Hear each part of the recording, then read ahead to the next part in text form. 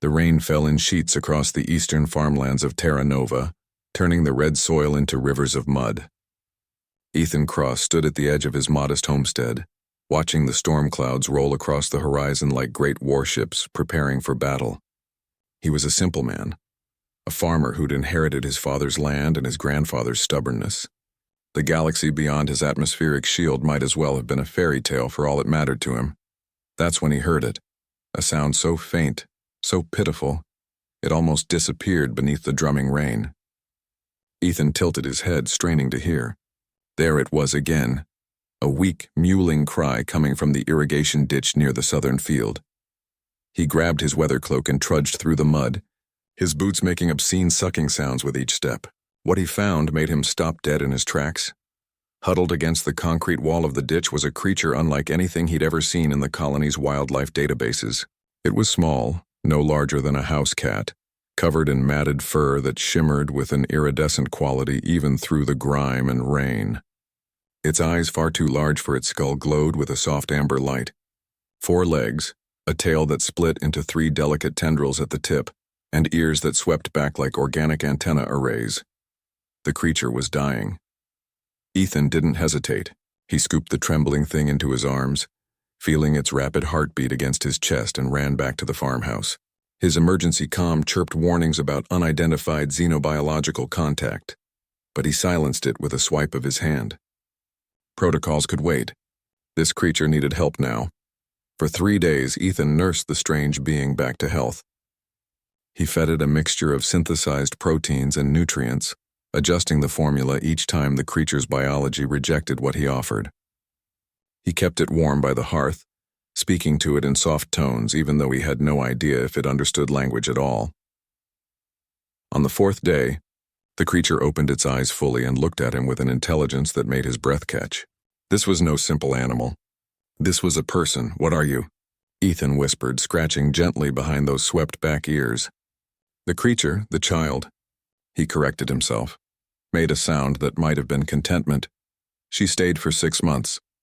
Ethan never learned where she came from or how she'd ended up in his irrigation ditch.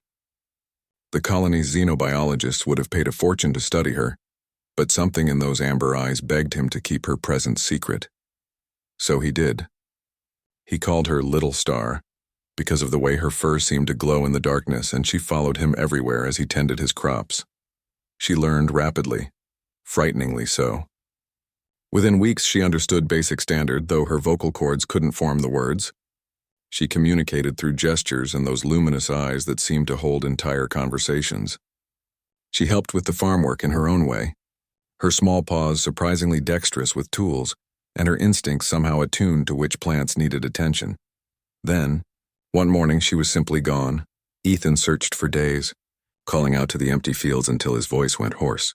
But Little Star had vanished as mysteriously as she'd arrived, leaving behind only a single iridescent scale on his doorstep, a scale that pulsed with its own inner light. 20 years passed. Ethan's hair grayed at the temples. His farm thrived despite the economic pressures that crushed his neighbors. He married, divorced, and eventually made peace with solitude. The memory of Little Star faded to something dreamlike, a strange chapter in an otherwise unremarkable life, until the day the sky turned silver. Every screen, every holographic display, every communication device on Terra Nova and 1,000 worlds beyond simultaneously activated.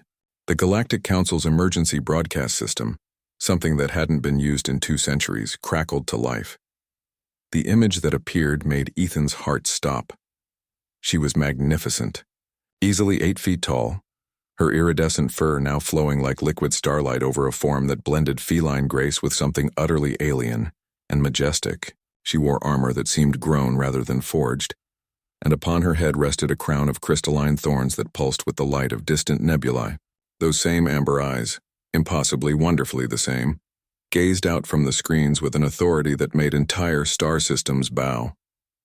"People of the 1,000 worlds," she spoke, her voice carrying harmonics that human ears couldn't fully process. "I am Empress Celira of the Dominion Ascendant. 20 of your years ago I was cast down by enemies who sought to prevent my ascension. I was left to die on a primitive colony world, alone and helpless." Ethan's hands trembled as he gripped his kitchen table. "But I did not die," Lyra continued. A human found me.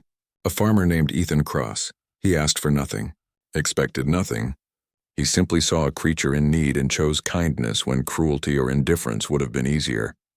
For 6 months he protected me, fed me, taught me about the simple beauty of growing things from soil and sweat. The Empress's eyes seemed to look directly through the screen, directly at him.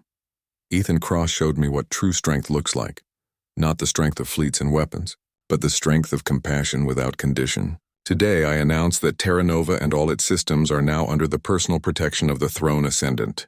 Any who would threaten this world will answer to me. And Ethan Cross, she smiled, and it was Little Star's smile. Come home. The sky above Ethan's farm split open as a vessel beyond his comprehension descended through the atmosphere. It was beautiful and terrible, organic and technological, a ship fit for a goddess who had once been a frightened cub in a muddy ditch.